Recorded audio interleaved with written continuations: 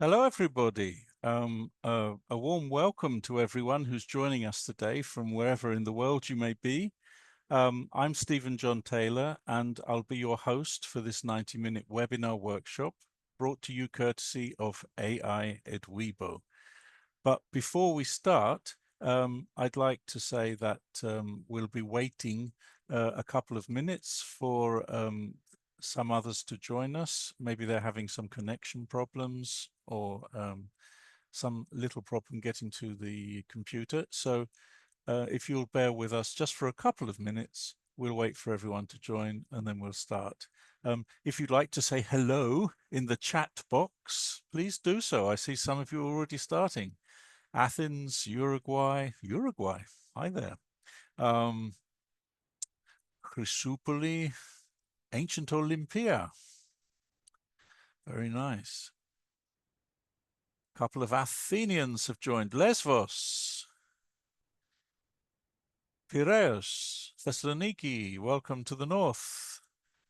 Hermoupoli, Lefada, Chios, Syros. We are all over the place today. Larissa, welcome Larissa. Achanes, Patra, deep in my heart. Crete, also a place deep in my heart. Athens, Thessaloniki, Nea Smyrni, Orestiada, Patra, Thessaloniki,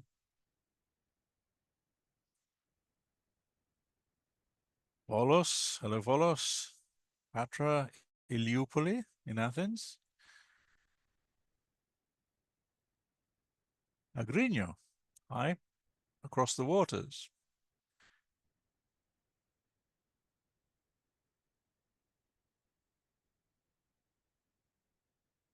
All over Greece. Yes, it is very nice, Helen. Wonderful, wonderful.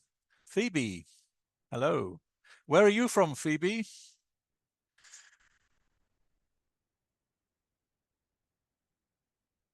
Phoebe hasn't said so, but she said good morning. That's very nice. Good morning to everyone again who's just joined in. We're just waiting for people to connect. Another minute or two, and we'll start. Ah, I see. Right.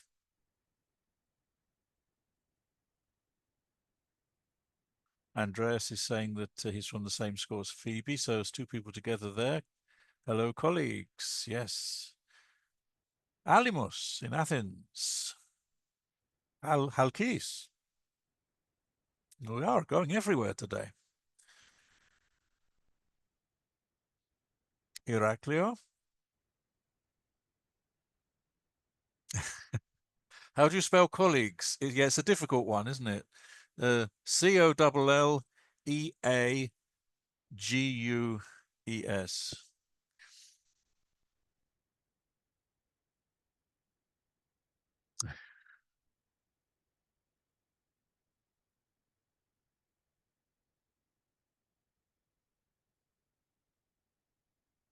Okay, I've got some lovely comments coming in the chat box here from people. It's very, very warm. Thank you very much, all of you. So let's get going because, okay, other people will drop in as we go along. So as I said, I'm Stephen John Taylor. I'll be your host for this 90-minute webinar workshop, and it's brought to you courtesy of AI EdWiBo. Before we kick off, just a couple of housekeeping matters. I'd like to remind you that all participants today will be issued with certificates of attendance, except for me, of course.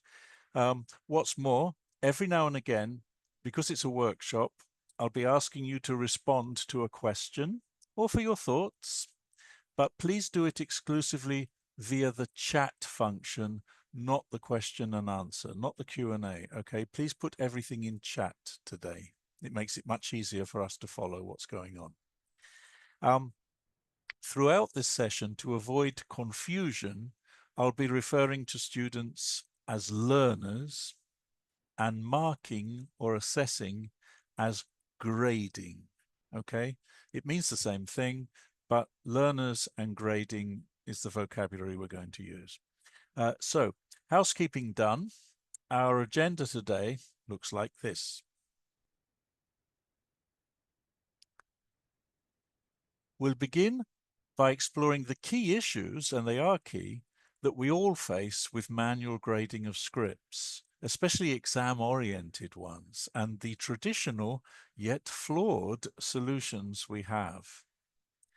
Next, we'll be exploring our future now solution, AI EdWiBo. We'll be looking at the tangible benefits of using a digital assessment assistants. We call them Eddies. You can see one here on the left. Hello, Eddie. And how they can make your pain points go away. Easy as pie. Pain points?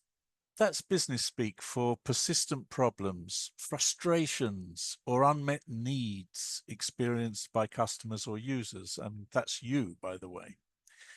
And which a product or service, that's AI EdWiBo, aims to solve. Then I'm going to walk you through the full EdWiBo workflow from easy upload to instant exam standard feedback in real time, looking at a genuine script, an email today, written by a learner preparing for Cambridge English B2 First for Schools, which I'm sure most of you are familiar with. But the difference is that it's in handwritten form, because I want to demonstrate just how easy and time-saving it is to use EdWiBo, even if the original script is a crow's nest of crossings out and ink blots. Lastly, there'll be time for you to ask any questions you may have, for example, about the technology, the security, the pedagogical implications. And please be informed that this is the first of a multi-part webinar workshop program planned for the upcoming months, to which you are all cordially invited free of charge. So, let's get this party started. Say hello to Jenny. Let me tell you about Jenny. Jenny's a composite of all the EFL teachers I've spoken to over the past few years at conferences here in Greece and internationally, and during the workshops I've been conducting throughout Greece, which is where I'm based. Jenny works in a busy private language school. She's been doing this job for 7 years now.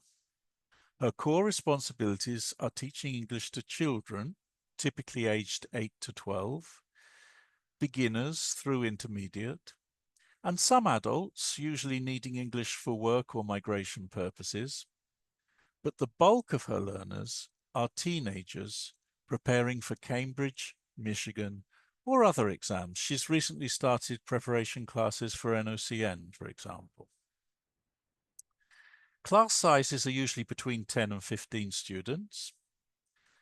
Afternoon evening work is standard for her. Typically she works from 2 o'clock in the afternoon until 10 at night, since learners tend to attend after regular school. Some Saturday mornings as well. Her teaching load is usually between 20-25 teaching hours per week, but due to her modest wages, she needs to supplement her income with private lessons. In addition to teaching, she's involved in lesson planning, in line with course book materials, but often with freedom to adapt and supplement. She's also tasked with giving feedback to parents, attending staff meetings, and most relevant for us, grading homework, assessing learner progress, and reporting it. Significantly, Jenny is not paid extra for this, and the bulk of grading is carried out at home after hours, often intruding into her family life and eating into her weekends. She finds it increasingly hard to maintain a healthy work-life balance. So I have a number of initial questions to get you involved straight away. First, how do you relate to Jenny? In general, are you in a similar position? Just type yes or no in chat.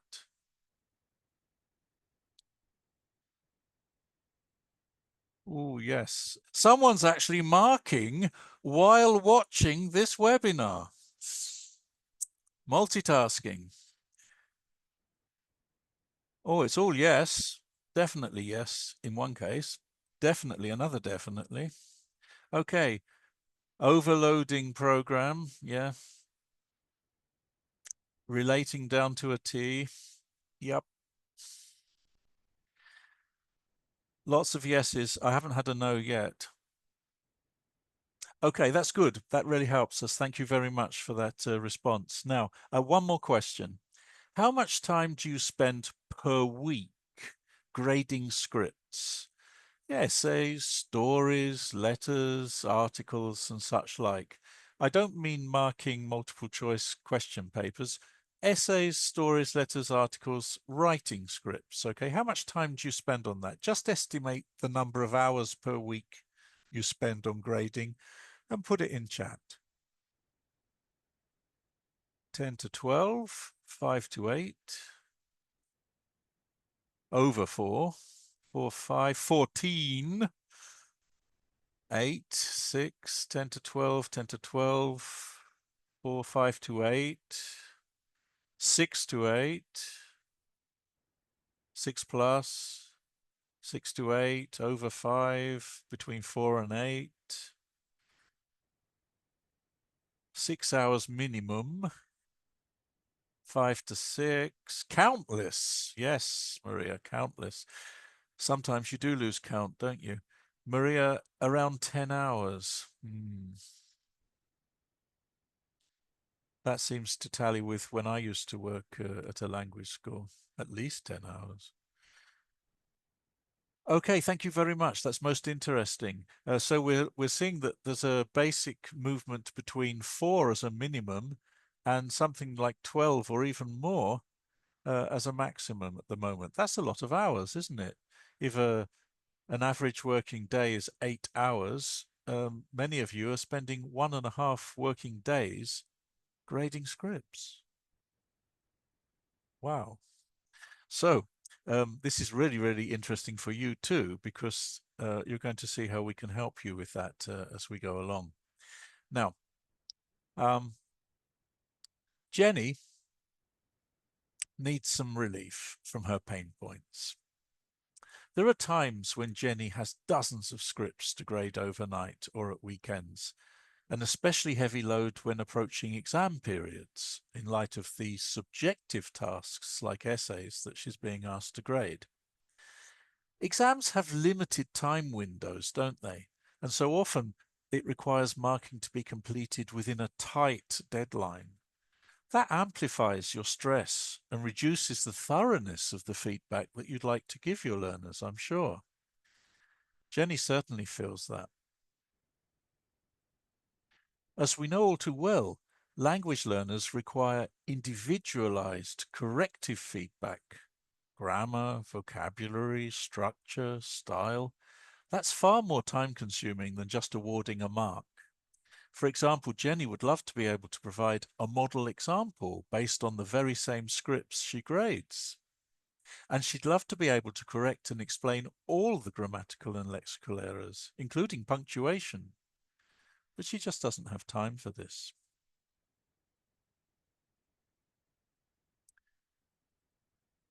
Jenny sometimes needs to mark repeated attempts as well. She gets her students to rewrite what they've submitted because there are so many mistakes in them. That multiplies the workload. And then there's slow pace of checking. Jenny feels the need to read more slowly than usual. The persistent basic errors her students seem to be making in grammar, spelling, or coherence that makes understanding their text more difficult. She finds that she often struggles to decide how much weight to give to errors versus the content. Are they communicating despite all their errors? And all of this is time consuming.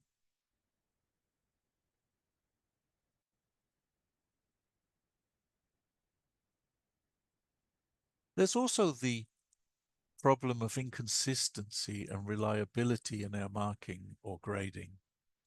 Obviously, evaluating writing is inherently less objective than marking multiple choice questions, so there can be variation over time.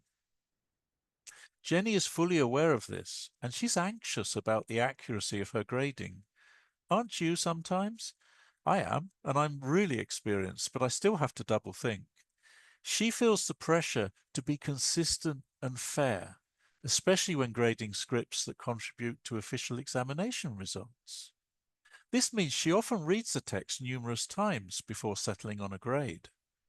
That adds extra time it takes her to accomplish the task.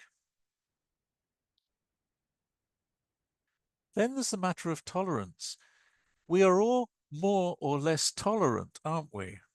Jenny is wary of gaining a reputation as a strict marker. Some of her fellow teachers may focus on grammar accuracy, while others prioritize communicative effectiveness, leading to inconsistent scoring between her and the teachers that her students may share. What's more, she's often confused by the model responses provided in the textbooks or by the exam boards themselves. These appear to be written often actually, these appear to be written by learners with totally different language skills from the ones that ours possess. This leads to her sometimes doubting her own grading skills. Ambiguous rubrics. She also finds the official marking criteria are often not clearly defined by the exam boards, or they can be too broad. For example, what does good use of vocabulary mean? Good use of vocabulary. And she feels she may be interpreting them wrongly. This impacts on her accountability. She worries about her grading being too generous or too mean, and the consequences this may have for her professionally when her learners receive their exam results. For example, she may constantly award her learners with satisfactory to high writing grades, but ultimately they receive low grades in the exam, or vice versa. Let me share a personal professional experience with you. When I was consultant for a major well-known assessment organization, I once received a call from an absolutely livid customer. She was fuming over her learners' exam results. Uh, just how badly did they do? I asked her. Mr. Taylor, she said, I'm very angry. They all passed. I didn't know what to say. Then she added, I told them and their parents that they weren't getting good enough grades to pass, and now understand how stupid I look. So, what this clearly illustrates is that learners, parents, and Jenny's boss are clearly going to be looking for accountability, whatever the result. For Jenny, this adds tension to what is already a stressful situation, something I think that we can all relate to, right? Then there are external factors. Jenny feels that fatigue, time pressure, even unconscious bias, we all have this. Maybe we prefer one person's handwriting style to another. Maybe somewhere, if it's neatly written, we're going to somehow give it a better mark. We shouldn't, but that it's unconscious, it's there. Or perceived effort. You know, we perceive that someone has made a really good effort, so we want to reward that. But should we reward that by giving them a better grade than it really should have? All of these cause her to grade inconsistently. What makes the situation even worse for Jenny are these things. The range of proficiency in her class. She has to deal with some learners producing near fluent work, while others are struggling to create a simple sentence. And there's the worst thing of all for me, it's formulaic responses. Some students memorize set phrases or essay templates, and that totally complicates the assessment of their true language ability.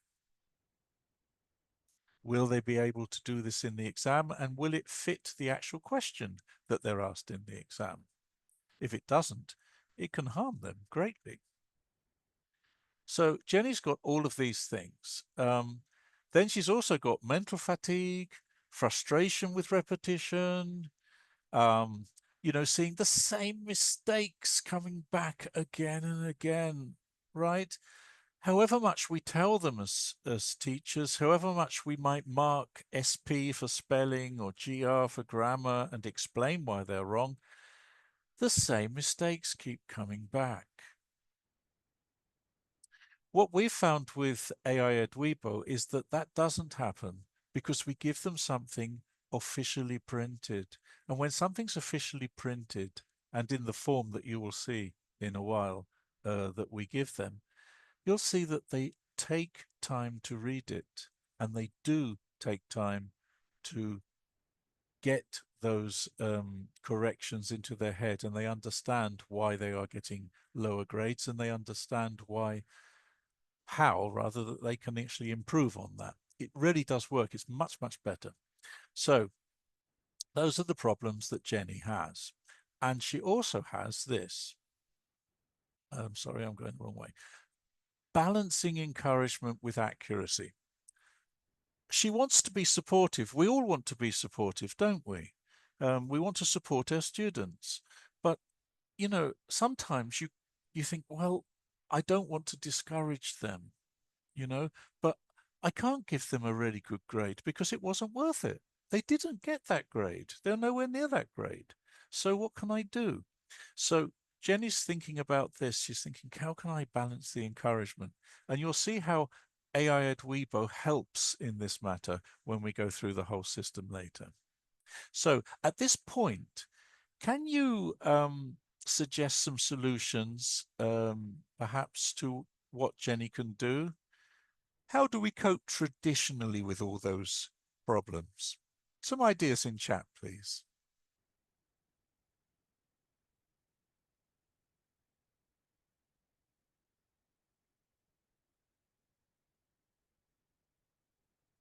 Someone's using other platforms at the moment, okay? They're using artificial intelligence, but not AI at Weibo.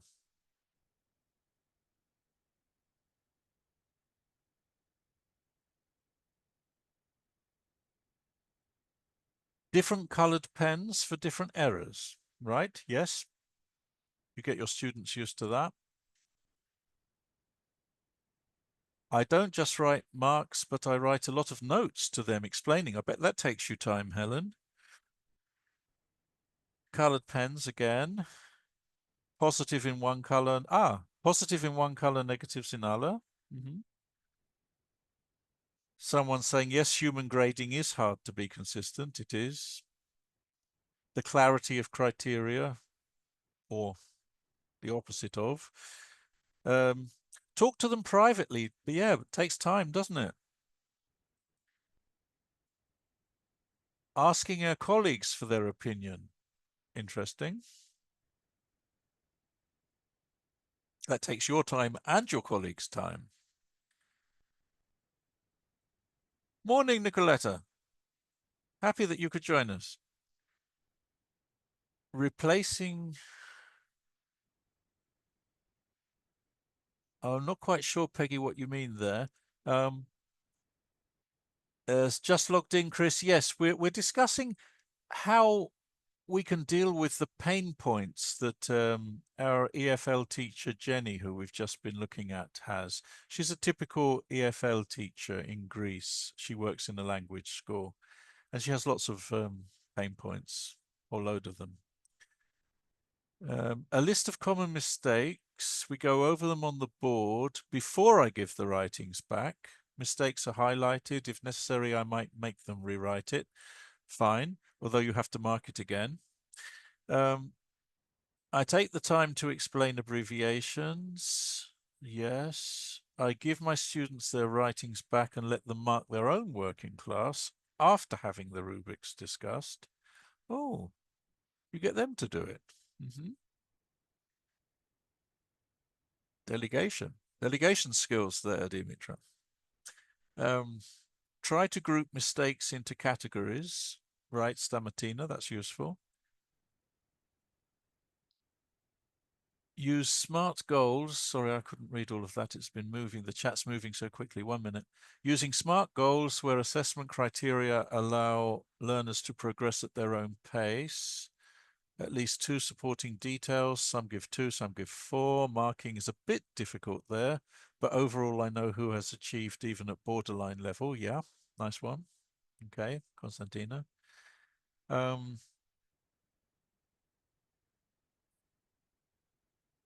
Paraskavi saying it's about what we've discussed and the clear criteria, clarifying probably the criteria according to exams. Yes.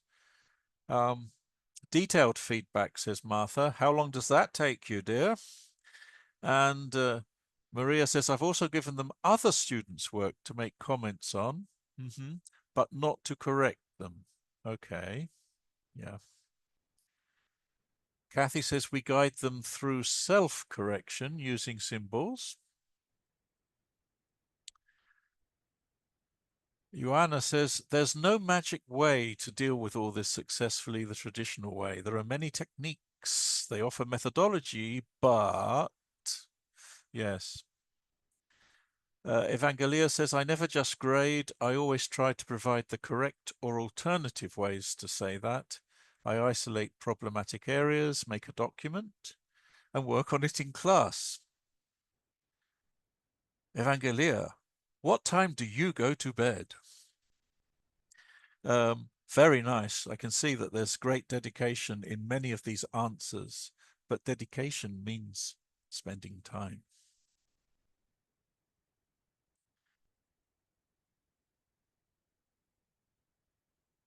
Try to raise awareness of the difference between mistakes and errors, yes.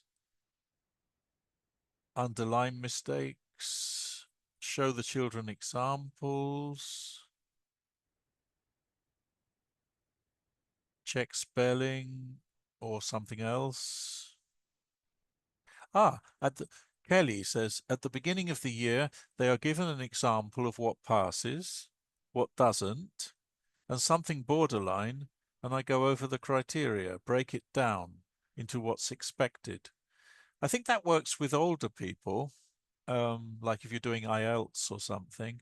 I'm not so sure it works with young kids, but maybe it does in your school. If it does, great.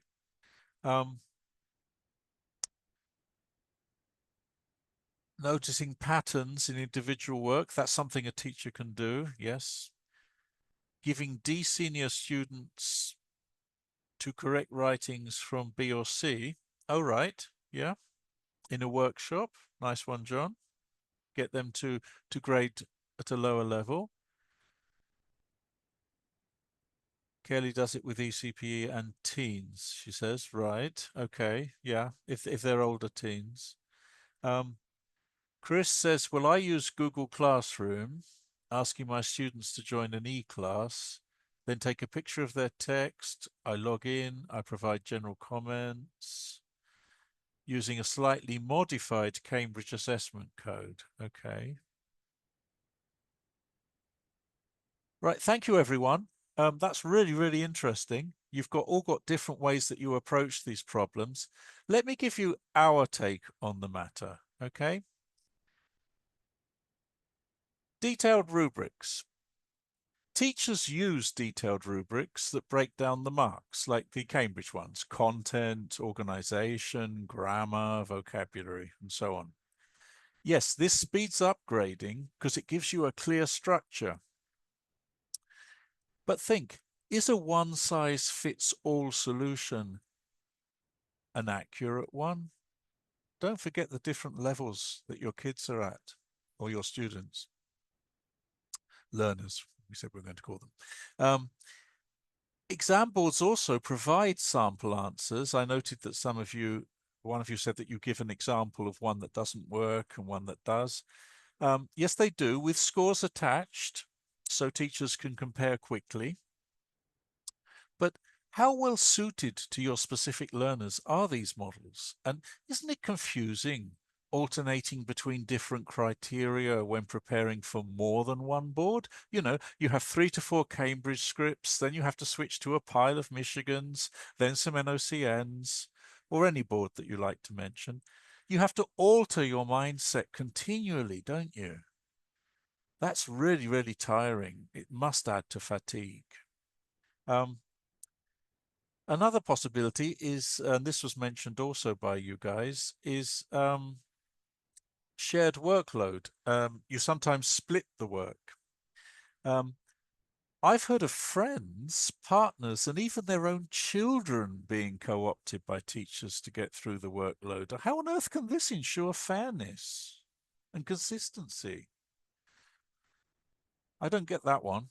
Um, Double grading, 2 teachers grade the same script. Now that is welcome, but it's simply not viable with a large number of scripts. All the man hours being spent on that. Mm-mm.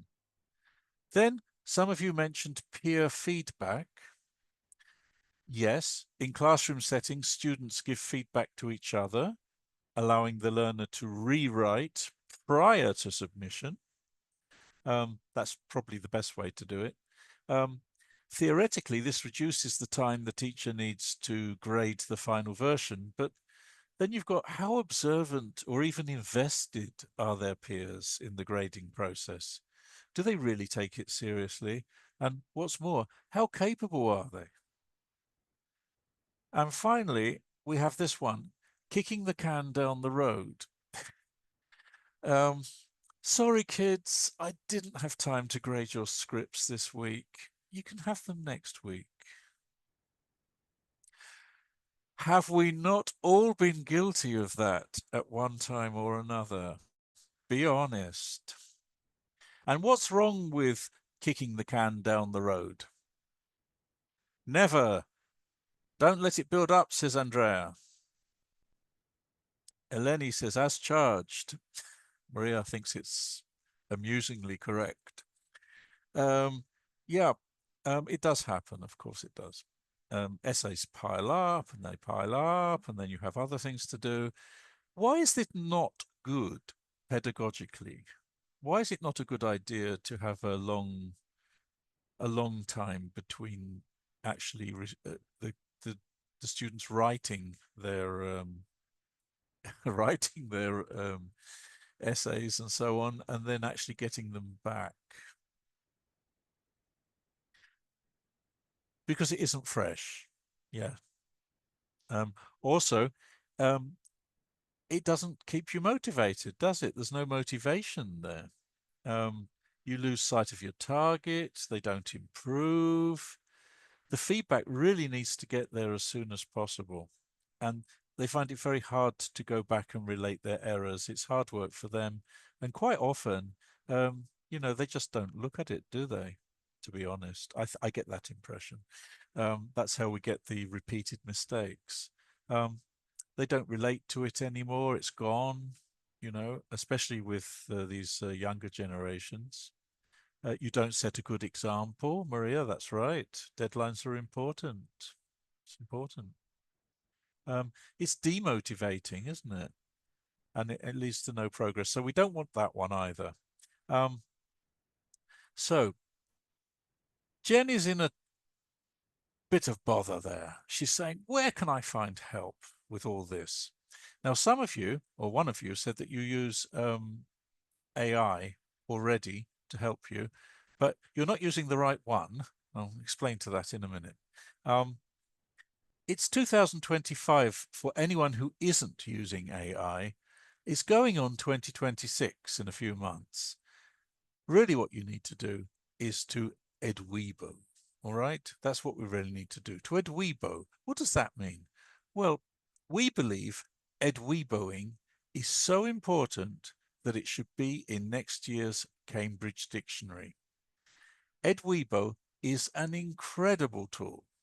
It's built for purpose because unlike the other AI platforms out there, AI EdWiBo is specifically aligned to all the major exam boards and the CEFR, and therefore it's much, much more accurate. At least we believe so. Um, We think it should be in the dictionary. It saves precious time. It provides learners with consistent and fair high-quality assessments in strict accordance with exam board criteria. It empowers them with improved, rewritten responses and to-the-point feedback. It generates exercises as well for learner improvement, tailored to their specific needs and errors. So here comes the pitch. Here comes the pitch, Andrew. So at EdWiBo, we believe that teachers are irreplaceable. Of course we are irreplaceable. All this talk about being replaced, no way. No technology can ever replace the unique role that teachers play. Their passion, their expertise, and the human connection that we have with students, and I'm sure you all agree with that one. AI EdWiBo is a tool. It provides a partner. Think of it as a partner there, not a replacement, a partner. It's there to help you boost your impact. It automates all these time-consuming tasks so we can focus on what we do best, inspiring and educating. At AI EdWiBo, we believe in balancing time wisely. Teaching is more than just a job, it's a calling. But administrative tasks and heavy grading can eat up our hours, and that should be spent teaching, mentoring, and even recharging. Because frankly, if we're then we can't really do our job properly, can we?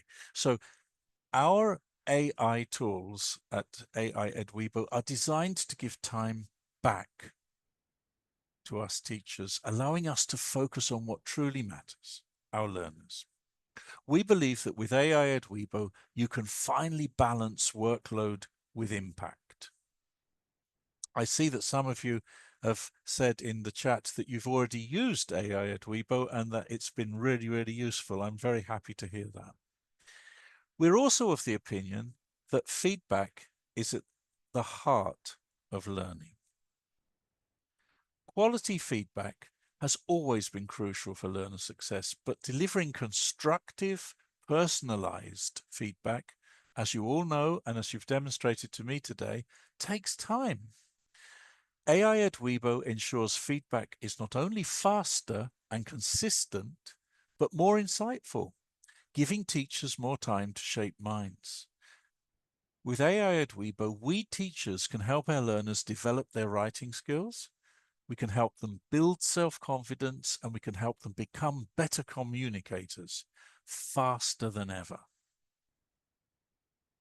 Ultimately, as I said, AI EdWiBo is a tool to be used widely. Here's another Eddie, he's popped up to help us. Our approach is simple. It's here to support, not dictate. Teachers remain in control, using our tools to enhance our classrooms, tailor feedback, and meet each student's needs. AI EdWiBo adapts to you, not the other way around.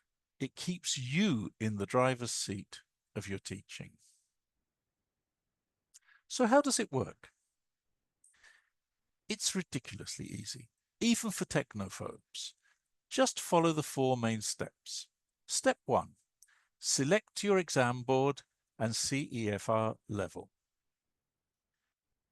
You can select it from our extensive list. We have all the main exam boards there. You can see that on the web page.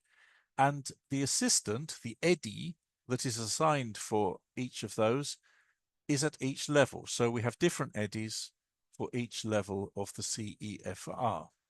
Each of these is aligned perfectly with the selected exam board criteria and matched with the CEFR level. Step 2, you upload your student's work. Upload both the assignment prompt, the rubric, and the student's written work. You can submit them as typed texts. More and more people these days are taking exams on computer-based exams, so there's no reason they can't actually submit to you a typed Word form text. But if not, it doesn't matter. They can be image files of handwritten text, because what AI EdWiBo does is it transcribes them into digital form very, very effectively and very accurately. So either type text or image files of handwritten text. Within a minute, you'll have a full assessment report of your students' work. It gives you both actionable feedback and an improved version of their writing. And that's the important thing, it's their writing. It's not a generic model like we see in the test books. It's one specifically adapted from your students' original writing. And that makes a huge difference. Step 4 is simple. Just copy it or print it in whatever format you prefer. You can share it directly with your students, or you can upload it to your database. Our Eddies streamline your workflow, they deliver comprehensive feedback, and they do it in record time. But don't just take my word for it, let's see it in action. But before we do that, I'd like you to help me out here a bit and lend me the benefit of your considerable expertise. How do you grade? Do you grade out of 10, 20, 100, for example? Do you give it ABC? Do you use specific exam board criteria like Cambridge English? Do you use a personalized system? Or a mixture of the above? A, B, C, D, or E? We've got a lot of E's coming in. Depends on the group, yeah. Numerically, a lot of E's.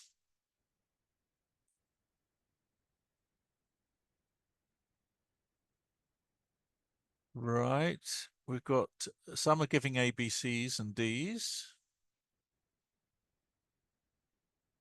Most of you are doing a mixture of the above here.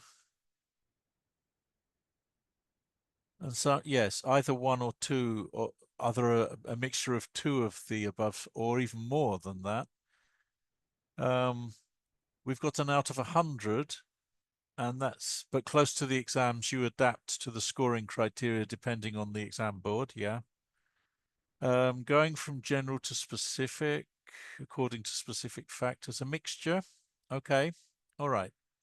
Thank you very much, everybody, for putting that in. That helps. Now, one more question. On average, how long does it take you to mark a B2 script? And that includes, let's say, giving the feedback on it.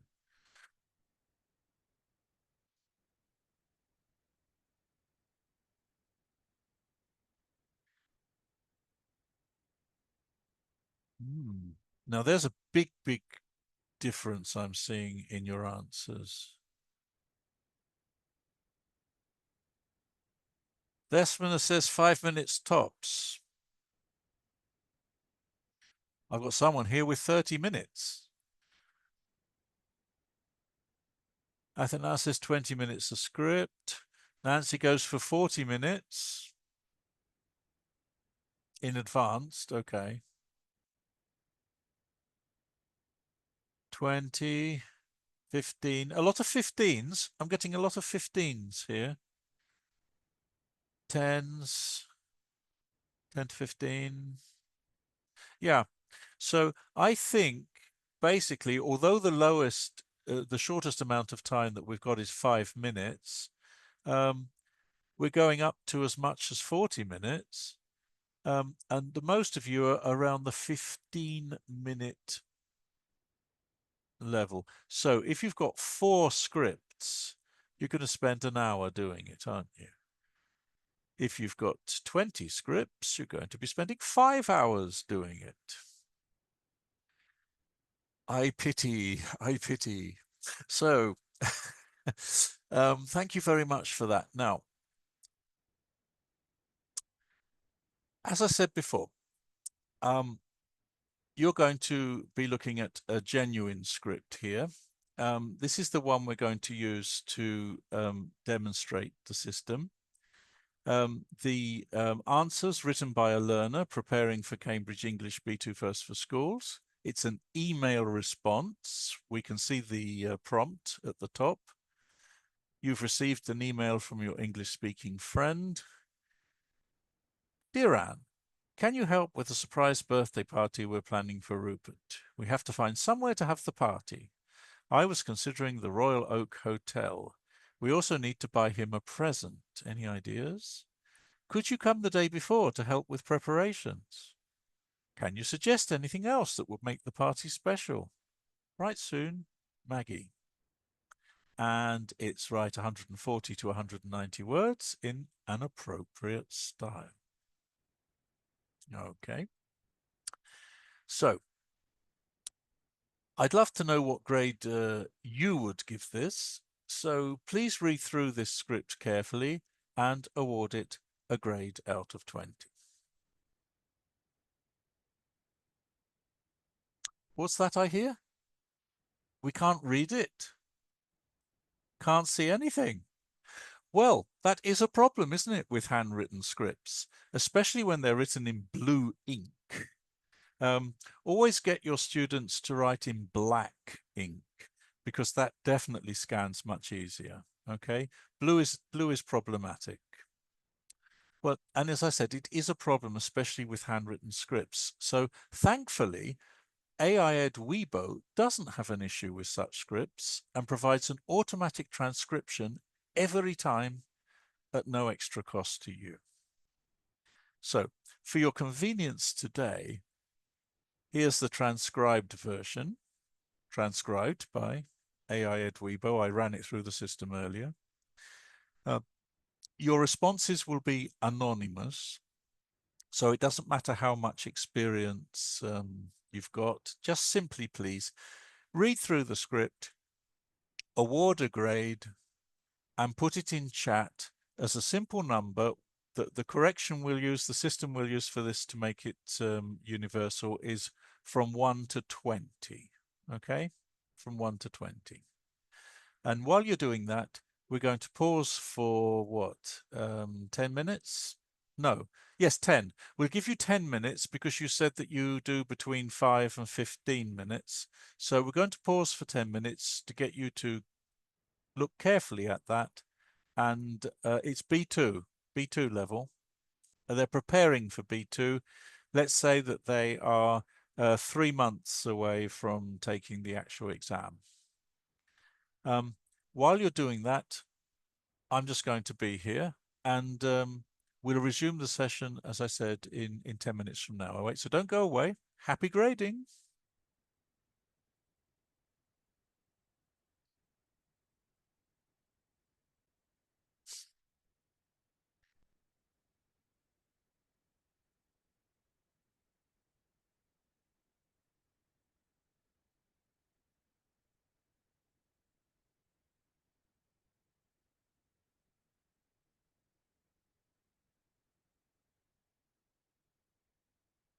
I'll be noting your marks so I can get a general idea of where we're going with this.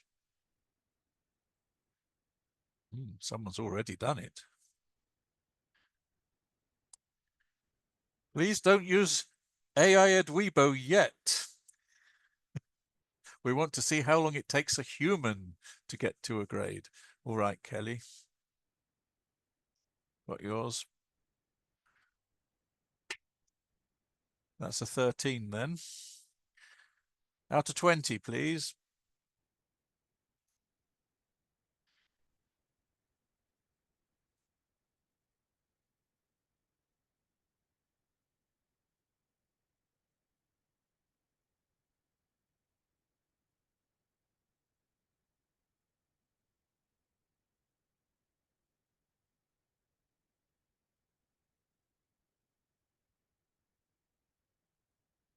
You're very quick, all of you. Someone's even gone to a half mark.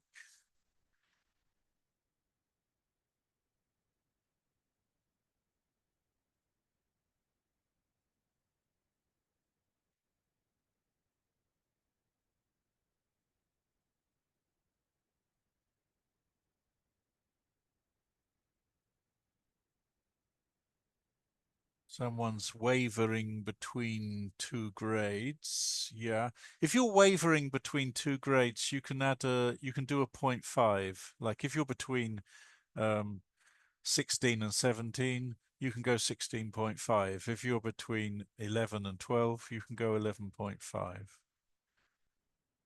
Ah, someone has done that. Maria. I won't say which Maria.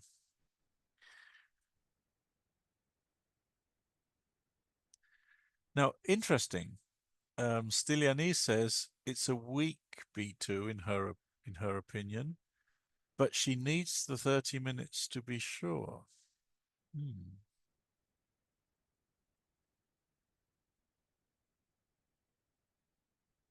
Mm-hmm.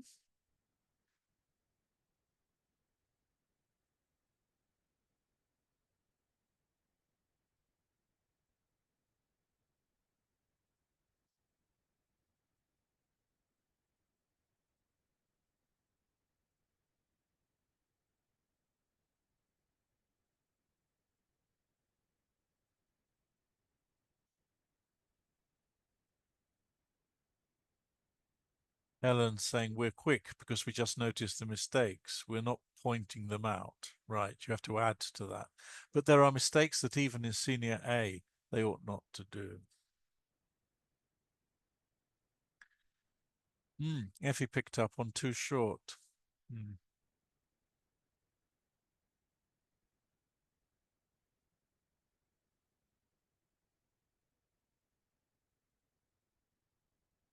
Um, Someone's just given it 3.5. Is that 3.5 out of 10 or 3.5 out of 5 out of 20?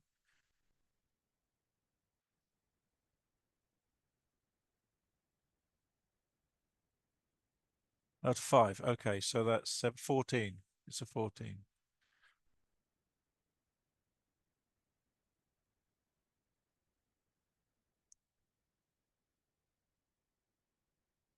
John's counted it. It's around 170 words. So, well, if it is around 170 words, it's okay. It's within the word limit. It does look as if it's got more than 140 words in it. Let's have a look. I'll count them.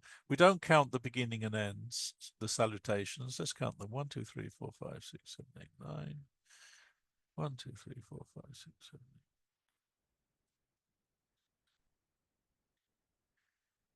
It's getting about a full line is getting about 19 to 20 words. So we've got two full lines, three, four full lines, five, six full lines. That's 620s. That's 120. We've got two half lines. So that's 140. Yeah, it's over. It's over. It's actually within the frame. It's not too short. Maybe it's too short in some people's minds because it's not developing points enough.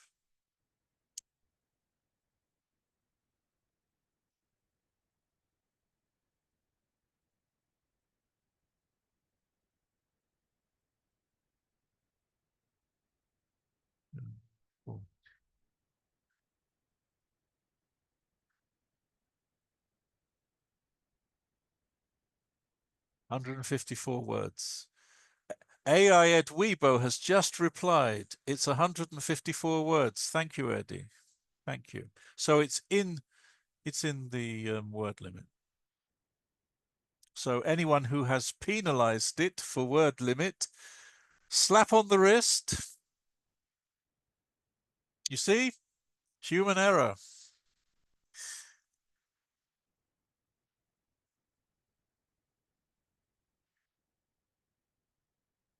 I think we have someone here who's using another platform. In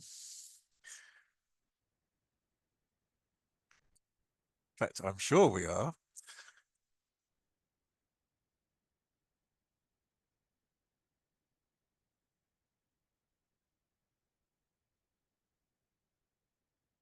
Chris is saying he grades like 20 a day. I'm sure you're definitely onto AI then.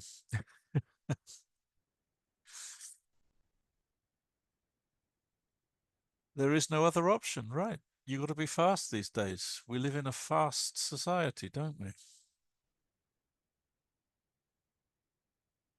Okay. All of you, I think, or most of you, have come in with answers. I mean, I've got plenty of them there. Let me tell you what you've done.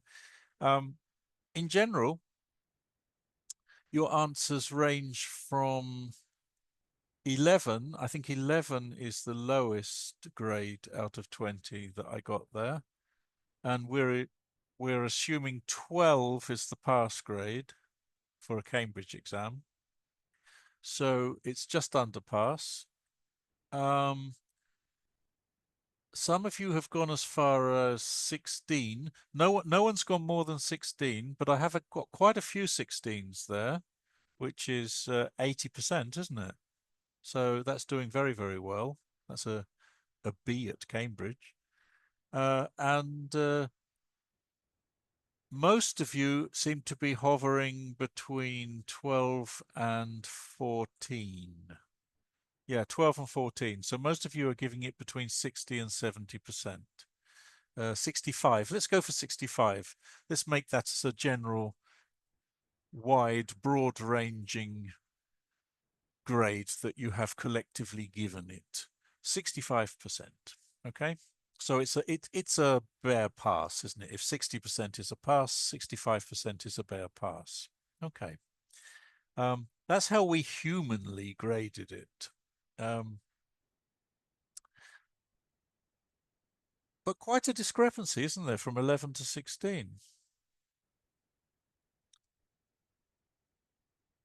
As promised earlier, we're going to run this through our B2 Eddie, and we'll see what Eddie comes up with. Um, I'm going to walk you through the whole workflow now, okay? From essay upload to instant exam standard feedback, live right here now in real time, using a scan of the original script you've just graded to demonstrate just how easy and time-saving it is, even if the original script is hard for us to read. So here we go. Hopefully this will all work as well. So it's the live demo time. Now, if I just escape, hopefully I can escape from this. I can. And I can plop Eddie down there.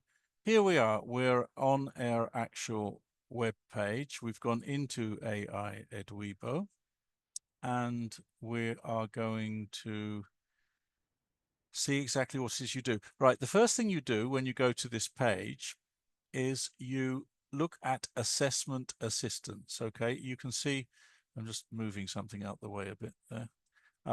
You can see we've got About Us, if you want to learn more about what EdWiBo is. The Assessment Assistance, this is the page we're on now. There's Pro Assistance, which is something more developed, which if you're interested in, you can go in and book a demo. How it works, well, I'm going to go through that now. If you're stuck, you can go back to how it works and it will help you how to do it. The pricing. Pricing is I'll just explain that very quickly.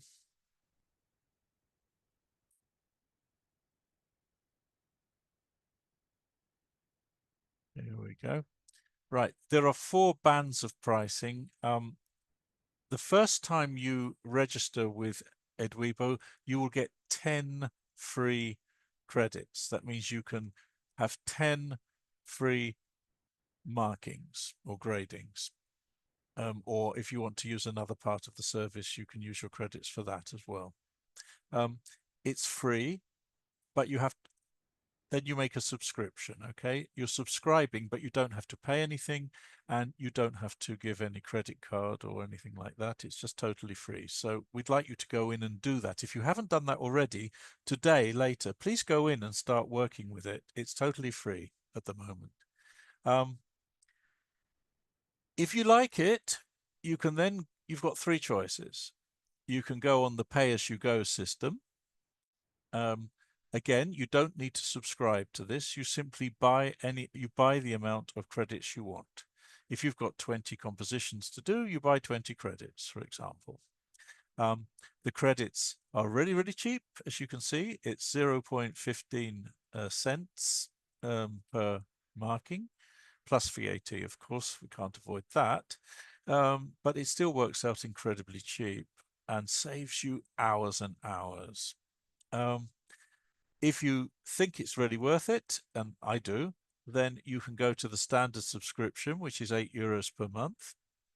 You get 100 credits, so you don't have to worry about going in and getting credits and so on.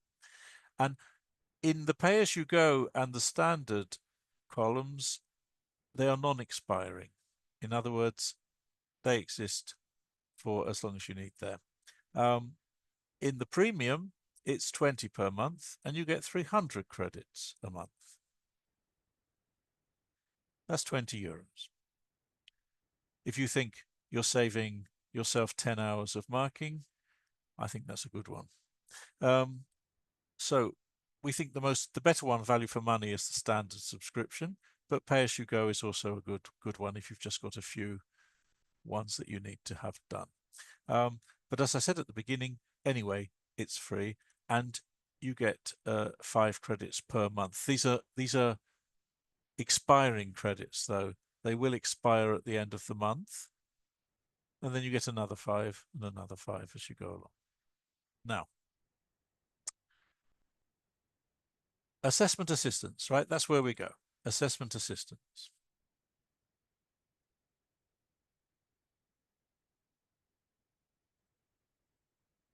First thing you do is choose the exam board, if there is one, because you can choose general English. You see them come up here. We've got Cambridge, ESB, IELTS, Language Cert ESOL, Michigan, MSU, NOCN, and general English, which might cover certain other boards as well. If we click on general English, it's non-exam board aligned EDIs, and it works from level A1 to C2. It's open to all teachers. You select your exam board. No setup. Off you go. So there's that. NOCN. At NOCN, we have B2 and C2 EDIs. At MSU, also B2, C2. At Michigan, B2, C2. At Language Cert ESOL, we also have C1. At IELTS, of course, we have IELTS. ESB, B2, C1, C2. And Cambridge, we have B1, B2, C1, and C2. So you can do at any of these levels. You just choose the EDI that will suit you for the writing that you have. Now we're doing a B2, so let's go to click on B2 first.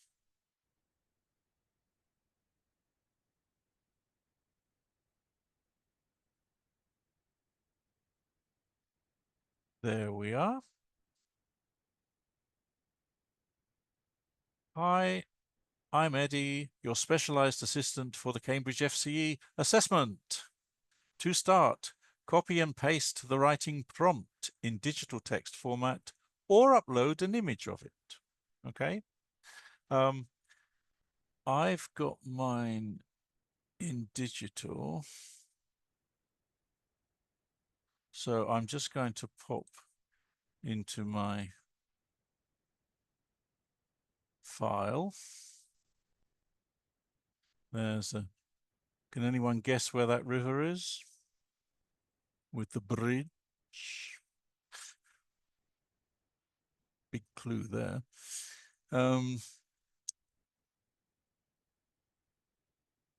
There we have the prompt.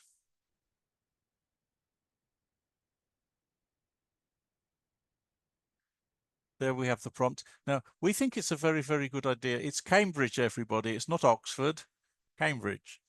That's the Cam Bridge, the bridge over the River Cam, from which the name Cambridge originated and then became Cambridge.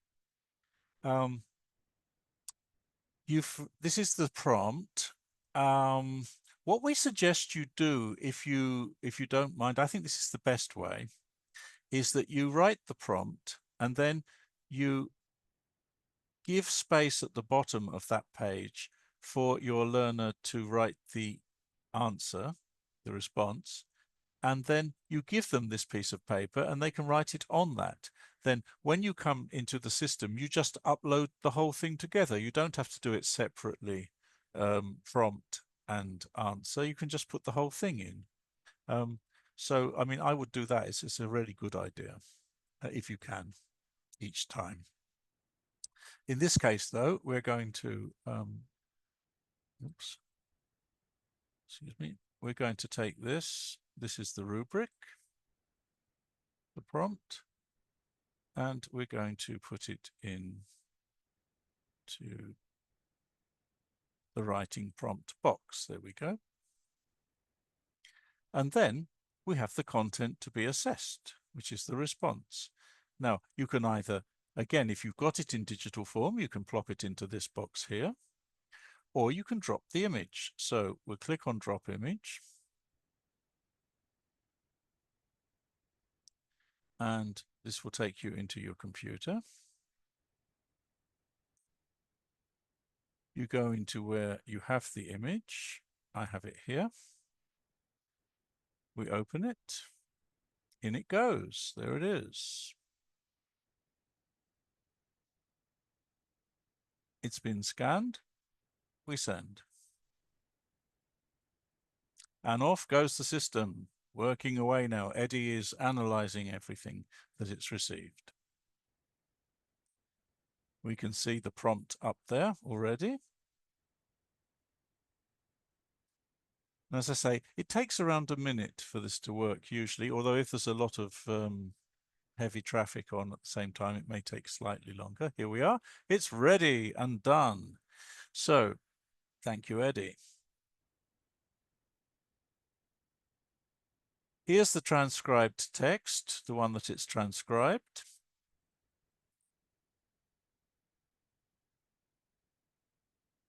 Grade and reasoning. It's graded it according to the Cambridge FCE B2 criteria. Of course it has, because that's the Eddie that we have for this one. Grade and reasoning. Content. It's given it 3.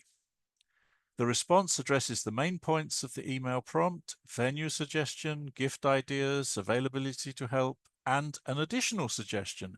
However, some ideas are underdeveloped or unclear. Do it there, the surprise is confusing. The content is relevant, but could be expanded with more detail or explanation. As many of you suggested, you thought it was too short. Although it did fit into the exam window of 140 to 190, it was 156 or something. So the student could have written another 30 words. And that is where we've got the underdeveloped ideas. So if we want a better content grade, we're going to have more development of ideas. Communicative achievement. Eddie has given it 3 out of 5. The tone is appropriate for an informal email to a friend. The message is generally clear, but sometimes awkward or unclear due to language errors. The writer attempts to respond fully, but the flow is occasionally disrupted by mistakes. Organization, it's been given 3. The letter has a basic structure with an opening, greeting, and closing. Paragraphing is present, but inconsistent. Some ideas are not clearly separated or linked logically. The conclusion is weak and abrupt. Language. 2.5 out of 5. The writing shows some control of simple sentence structures, but frequent grammar, vocabulary, and punctuation errors reduce clarity. There is limited use of complex or compound sentences. Spelling mistakes and incorrect word forms are common. Punctuation is often missing or incorrect.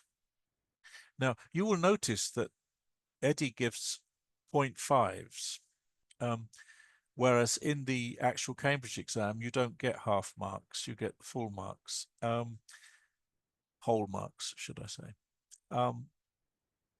The reason for this is that we are not actually the exam board. What we're doing is we're trying to see where the student is. And if the student is somewhere between a 3 and a 4, for example, then it's perfectly logical to give a 3.5. As their writing improves, or if they submit a rewritten version, then they would expect it to be higher, wouldn't they? And maybe, for example, a 3.5 will go up to a 4. So that's why we have the half marks. I hope that was clear. It gives you strong and weak points. The student covers all required points and maintains an informal, friendly tone. That's good. Attempts to give suggestions and explain reasons. Frequent grammar and spelling errors hinder clarity. Organization and paragraphing need improvement for better flow. Limited use of complex sentences and connectors. And some unclear or awkward phrasing. So we've got the good and the bad there, which we don't say good or bad, we say strong and weak. And then we've got a table of the errors. It's done immediately. Can you see that? You don't have to look for them. They are there.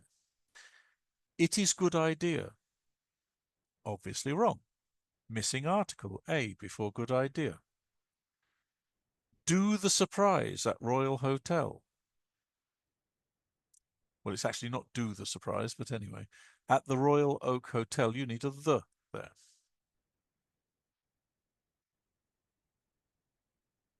Your house. Your house. An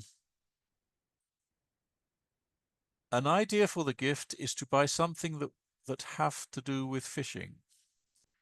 An idea for the gift is to buy something that has to do with fishing. A inflatable boat. An inflatable boat. It's. It is. I am busy that day. I have English lesson for 4 hours. I am busy that day because I have an English lesson for 4 hours. There's a spelling mistake. Jean. That may be a slip. I don't think so. I don't think it's team. It's Jim, isn't it? Eddie has misread that one. It's not team. It's Jean. Is Jim. I think they wanted to write GYM. As I said, we're not perfect. You have to what? You have to check through these things. Practice is noun. Practice is verb in British English. Okay. That's important, that spelling. You might not think it is, but it is. Either you have to spell it all American or you have to spell it all English. If you do a mix of them, the system will pick that up and go for one or the other. The Cambridge one is necessarily aligned to British English. But if your student has written it all in American English, that's not wrong, but you would have to note that. How about to book other? How about booking? And missing commas. Yes, there are lots of missing commas there. So we get down to that and we have comment on the grammar and how the student could improve. The student could improve by practicing compound and complex sentence structures, modal verbs, correct article use, because these are the mistakes the student has made. Suggestions.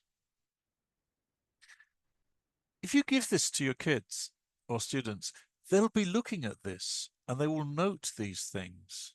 I've seen that from my experience. Whereas in the past, where you just tell them this or you put a mark on the paper, they're not going to, it's just not going to stay in there. But when they're reading it like this, it really hits home. It gets into them. Really important. Now, there's the improved writing for them here. So they can see a correct version as it should be. And they can take that away. And it's not just a model, is it? It's not some model answer supplied by someone who has nothing to do with this person. This is their writing corrected. They can see that they actually could write a really good answer.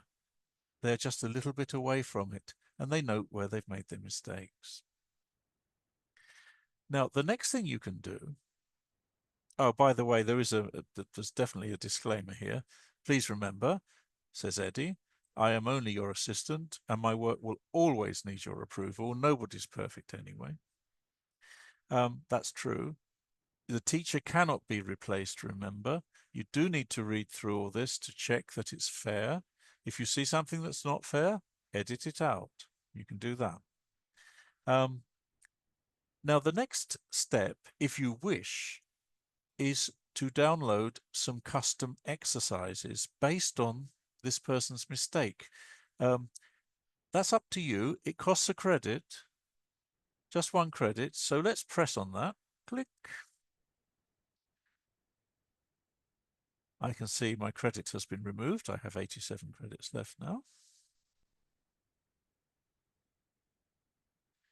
And what Eddie is doing now at this point is generating some exercises and tasks that the student can do based on what has been given back to them. Here we are.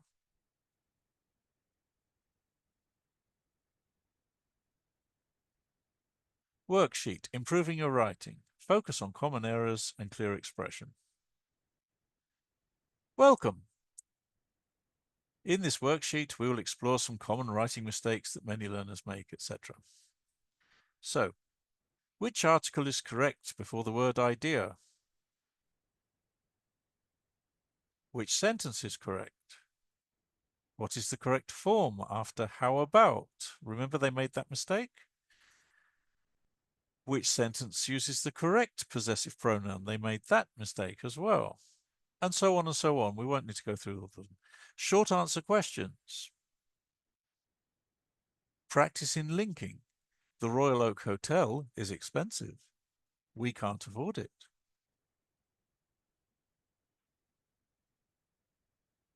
Try and use because. So the Royal Oak is expensive because we can't afford it at this point.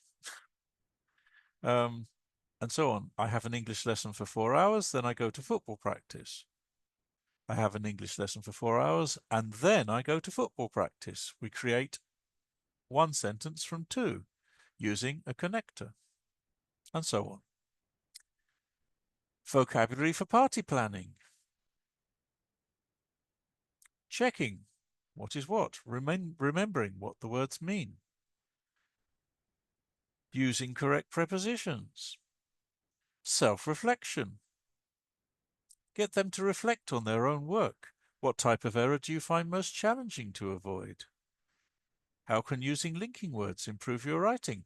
They will have looked at this before. You can do it in class with them. You can do it in class with the whole class if you want, but these are things they can do themselves for homework as well. That's a worksheet. It's entirely extra, this one. You don't have to do it if you don't want to, but if you do find it worth doing, which I do, go with it. It's only cost 1 credit. And then you move on to your next and you start your new assessment there. I'd just like to show you, because we don't have a lot of time, but I would like to show you this. Oh, well, no. What we'll do now is, how do you get this? How does it turn up? What you do is, when you've got to the end of, here we are, when you're at the end here, this is the end of the assessment, you click on print and it will save it as a PDF automatically into your system. You just save.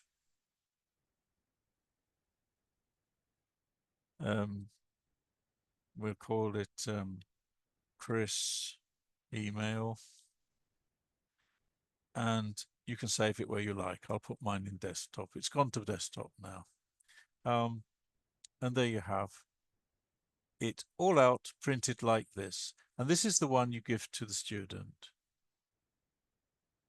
Nice and clear, and you can print it out, or you can just email it to them if they're all electronic. Okay. It's very simple, and the same with the worksheet. You're just at the bottom of the worksheet. There we are. There's the print. Okay, that saves it and prints. Okay, or you can print on this one, which shows that you've done it. Okay. So let me just move out of there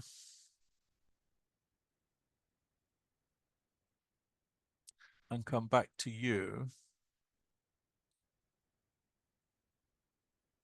That was the demo as best I could do it. Was that useful? Did you find that useful? I'm trying to get you back onto screen now. Hang on. There we are. Very useful, very much so. Sure, yes, yes. Very great stuff. Okay, thank you very much, all of you. That was really nice to hear. Um, Thank you. Definitely very, very helpful. You showed us that we cannot be replaced by AI. It's true, we cannot. But look how AI can help us. Someone's asked about IGCSE. We have That's in the pipeline. Okay, it will probably be coming up very, very soon, but we're not there quite yet. But that's in the pipeline. Look out for an announcement on ICGSE. What was the final score given by EdWiBo for the? It was 11.5, Julie. So it was a bare fail, a borderline fail. Okay, which is fine for a student that's 3 months away from writing. Yeah. And by the time they've been through the whole EdWiBo thing with 10 more essays, for example, and writings, they'll certainly be in the pass section. It was interesting, though, wasn't it, that only one of you gave an 11 and one an 11.5. One of you got it right. I don't know who it was. Who was it? Who got 11.5?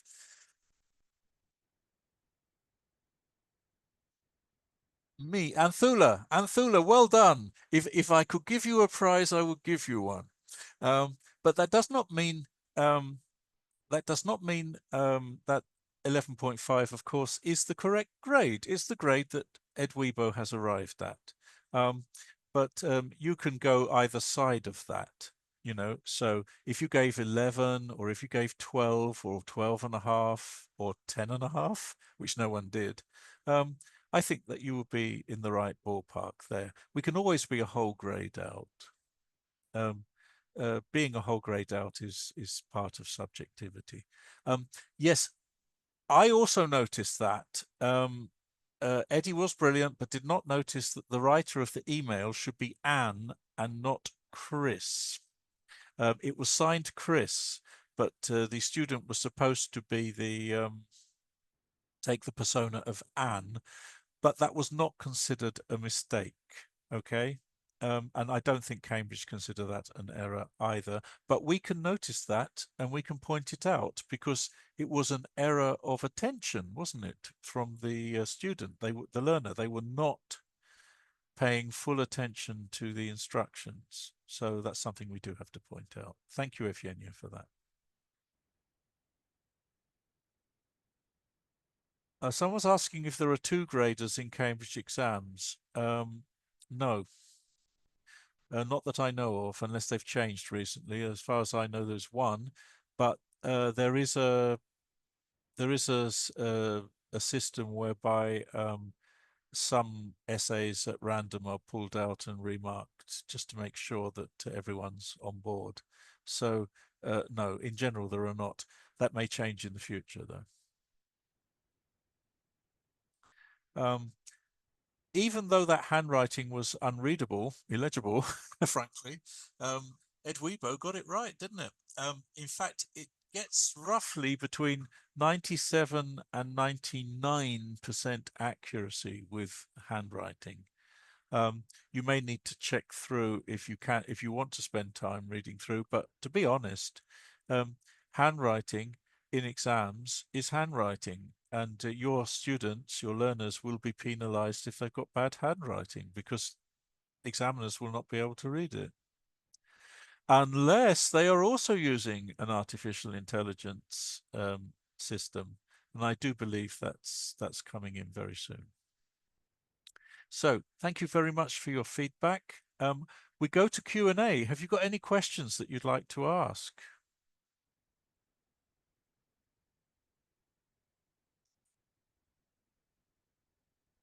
What if a learner is dyslexic? Is this taken into consideration? It isn't, and it isn't taken into consideration by exam boards either.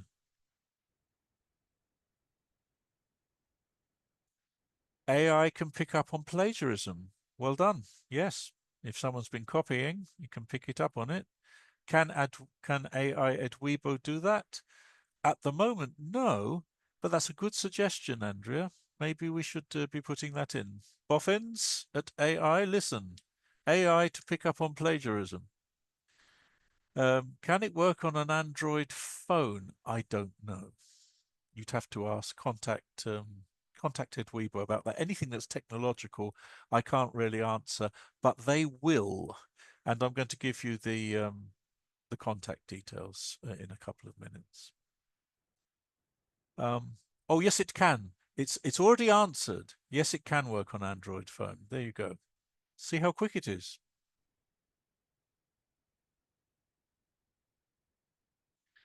Spiriazula says dyslexia is taken into consideration. It depends how bad it is and what official diagnosis they've been given.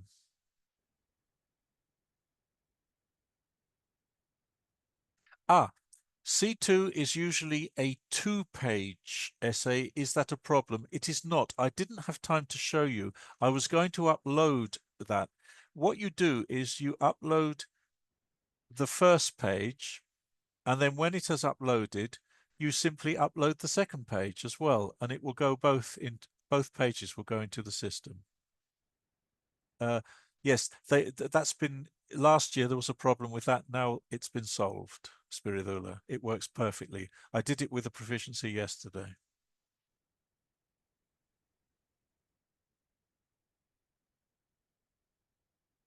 EdWiBo's criteria are linked, aligned absolutely strictly with the exam board criteria.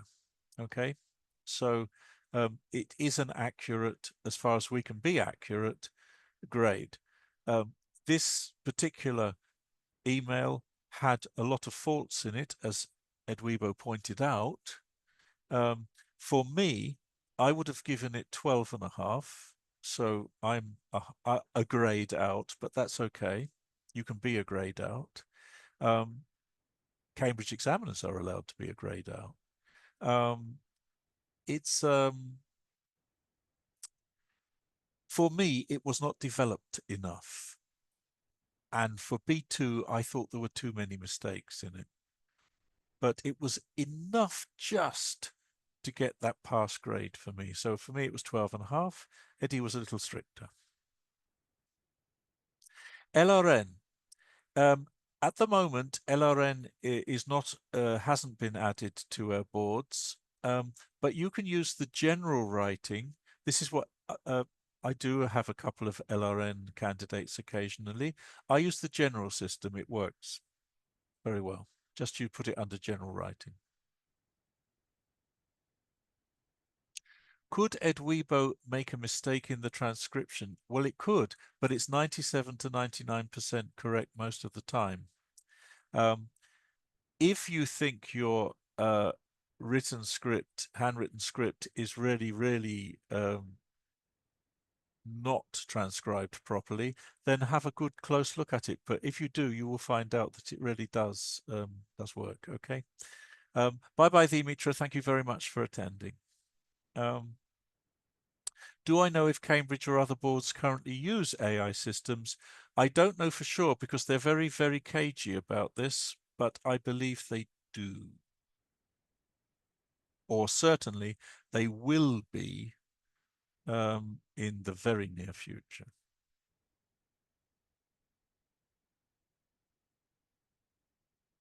Word counts, yes.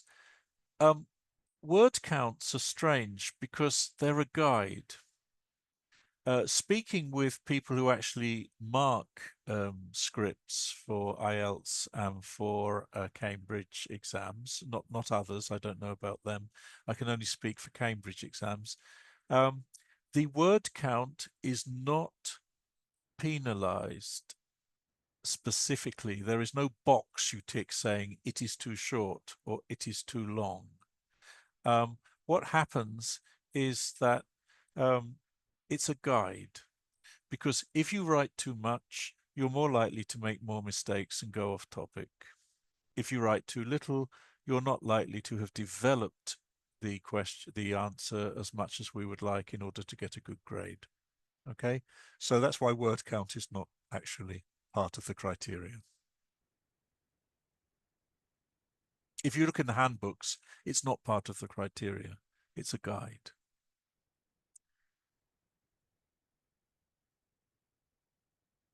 Is there any chance we can watch this presentation again in our own time?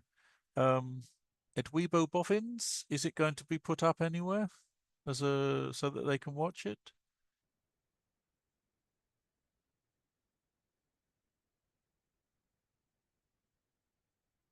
Yes, it's going to be available. Any idea where they'll be able to watch it?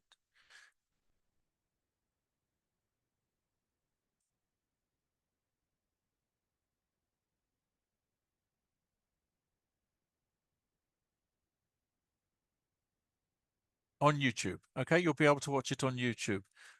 Yes, there is a penalty, you're right, for short answers on IELTS. You're right, there is. I've forgotten that.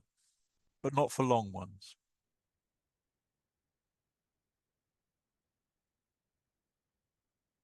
Thank you too. Thank you to everybody for joining. We've gone over a bit, so have a great day grading. I'm sure now you're going to get and spend your afternoon going on it, right? Use EdWiBo, and hope to see you again. Just before you go, um, I've got something here. Yes, we are going to have the next in this series of webinar workshops. It's coming up on the 6th of November, where I'm going to be here again, and so is Sarah Hutton, who's another expert in what we're going to be talking about. So look forward to seeing you on the 6th of November and hearing your feedback also about what you've done. Already booked. Good for you. And you can see on the site under workshops the series of workshops that are coming up. Thank you so much, everybody. Bye bye, and have a great day. Bye.